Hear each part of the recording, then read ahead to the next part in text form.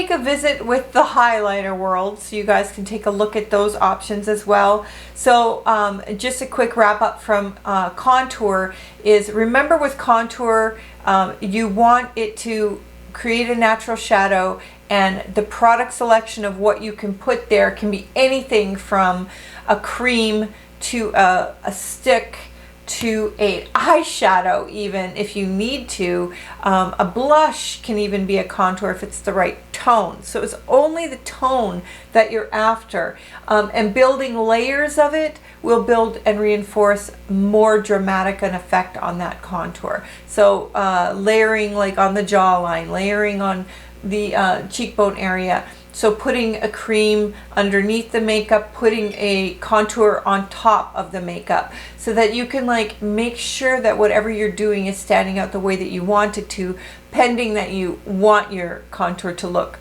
pretty strong. For softer, be careful that you don't overindulge. So you just have to kind of weigh the options out. So back to highlights, let's roll with that. Same thing with highlighters, guys. Let's play with some products here. I'll show you some cult classics, and I'll also show you, some stuff that I've been using lately. So basically, I mean, all-time probably most famous and well-known, in my opinion, was going to be one of the Becca highlighters, probably Champagne Pop. We're probably looking at, oh, this is Rose Quartz, but Champagne Pop's not that different. It's kind of like a pinky yellowy, I don't know how to describe it, color, but the way that it goes on to the skin is really something. Like, I like a highlighter on mature faces to kind of like do different things. So I can put the highlighter here if I want to, yes, but I also like it right here when the sun hits. You can do it on the tip. You can do it on your little highlight areas that you want to. You're just going to have to play a little bit with that. And again, you don't have to just work with powders, because there's all kinds of highlighter products out there. Let's see, let's work with a couple. This is like a milk one. This is a little one here. I'll just put it on. It's got a much softer effect for a highlight. And there's also highlighters that are liquid that you can put into your foundation even, to give yourself kind of a glimmer. This is one from Danessa Myricks that's pretty intense. If I put this into my foundation, it kind of gives a strobe effect to my foundation, so you can actually make your skin look strobe. And while we're into Danessa Myricks, I will show you guys this concept as well. So we're going from powders to creams, and then also just texture can create a highlight effect. So I'm just wiping off a little bit of gunk there. So this is another Danessa Myricks product. This is a Dew Wet Balm, and when you apply it on the skin, I love this, especially for mature women, because it does give you like a dewy effect, and the dewiness in mixed or even on its own with a shimmer, or even if you just have the dewiness in itself, wet creates reflection, so that is a highlighter. So keep that in mind when you're figuring out, okay, what can I put? Same goes for oils. So if I was to apply oil to the skin, because it's got its own glassy reflection, if you put oil to the skin, that also can, jam up your highlighter, make it much more of a heightened highlighter effect. I'll just take a little sponge and even make the skin look juicier and dewier than before, just to give you the comparison. So what that does, what highlighting does, is it brings attention to that part of the face in kind of a luxe way, which is cool. And the amount of tones that are with highlighter are kind of wild. So we'll run through tones for a sec.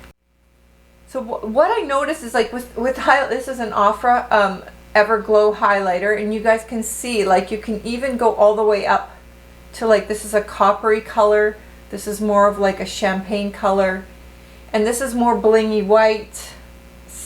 a kind of like icicle. You can blend them together to make a color. Let's try doing that on the pinky. So you've got like, I've got a mixture of the three of them together on the pinky, and you can make up colors. So depending on what look you're going for, look at how much like variation you can create. Let's try this copper one. I've never really done this before. So we'll just put this right here, kind of where the blush is rimming, because you don't want to have it way up here. That's too deep for that. But could you do it maybe just above the contour zone? Yeah. And then let's try the second one here, the champagne one. You could even layer the highlighter so that you've got it graduating up to the highest mountain here. You could stick your highlighter here. You could stick it on the inner corner. There's no holds barred, but like that looks like spaceship stuff right there. But just showing you guys as a demo so that you can see. I'm probably going to look bizarro world for the day. But you can even graduate your highlighter so that you can create its own kind of effect of bridging up the face or gap. There's like different colors. This one's got kind of a holographic effect to it. This is an Ofra. This is highlighters in Soho. There's more golden ones that almost look like, let's put it on this side. They look like they're sort of like a sun-kissed highlighter. You could see, obviously you can do it with a brush, but I'm just showing you guys with my finger. But too much highlighter on a wrinkle or dehydrated skin brings it out. So you have to be very, very mindful of how much you're putting on. And yeah, glopping on highlighter, that's not going to work for mature skin. So you see I just gunked a lot right there. That doesn't work. But if you're trying to go for a quick save on that one little trick you can do is take a balm, where are we here, and juice that little bit of powder up, and it will soften the wrinkle down. This is a sneak trick that you guys didn't even know I was going to share today. All right, a couple more products. As opposed to this one here, you guys can see the difference in color. This is a Morphe highlighter called Lit, and it's really like white yellow almost. And what a difference that makes on for a tone, right? So you guys can take a look and try, but when you go in tones that are very, very dramatic, like too white, stuff like that, it can start to look really not pretty. Here's a little palette here, and it's going to vary so much according to your own personal skin tone as what's going to work.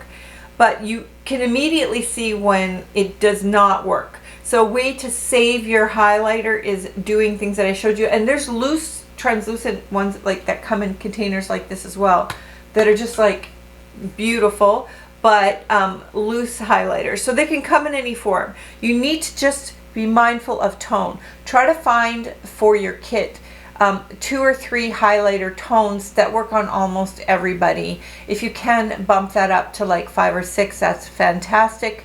But be mindful that it suits the skin tone of the person, and you're wearing the makeup's not wearing you, and you should be in good shape. And over highlighting, use a wet sponge to kind of like buff that down, but we'll go a little bit more into procedure later. I just wanted to give you guys a feel for what could be used. So to review, we've got everything from creams to concealers to powders to even eyeshadows to liquids to pressed to loose to creams to liquids to oils to balms. And you can also have contour balms as well. All kinds of textures that you can play around with. And like I said before, my suggestion is to, especially with highlighter, gently apply it and then layer it as well if need be. If you're really trying to get blingy, you can do cream and then powder over top, but it's going to be dramatic. So let's just see what you guys enjoy working with. Assemble what you have, comment below on what you love, and we will continue this concept in the next video. We'll see you guys tomorrow. Bye for now.